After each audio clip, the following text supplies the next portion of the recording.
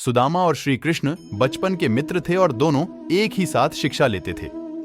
सुदामा बहुत गरीब था, वह ब्राह्मण था, इसलिए वह दिन भर में 5 घर से भिक्षा मांगकर अपना और अपने परिवार का पेट पालता था। उसे जितना मिलता था उसी से गुजारा करता था, परंतु मिलने वाली भिक्षा उसके लिए पर्याप्त नहीं थी। उसका और उसके परिवार का पेट भी उससे करता नहीं था। इसी भिक्षा से अतिथि सत्कार भी हुआ करता था। सुदामा की पत्नी को यह मालूम था कि सुदामा और श्री कृष्ण दोनों मित्र हैं। श्री कृष्ण द्वारका के महाराजा हैं।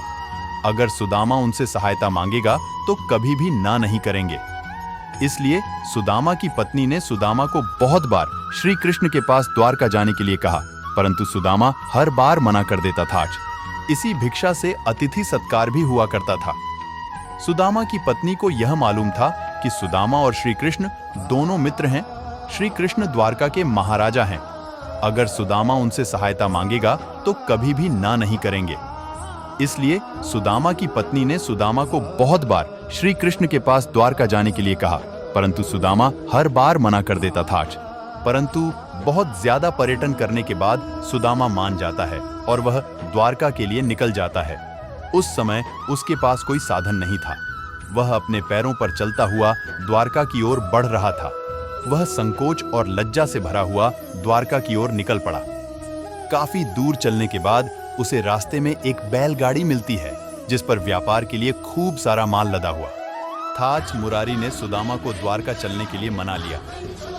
गाड़ी पर बैठकर दोनों द्वारका के पास पहुंचे।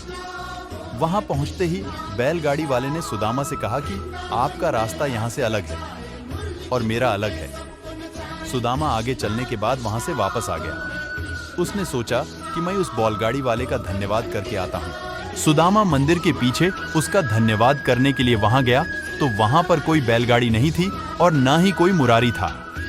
उसे कुछ समझ नहीं आ रहा था। वह सोच रहा था कि एक क्षण पहले वह मुरारी से बातचीत कर रहा था, परंतु दूसरे चरण में यहाँ पर वास्तव में ऐसा ही हुआ। जब दोनों की मुलाकात हुई तो वह दोनों मुरारी की घटना पर मुस्कुरा रहे थे।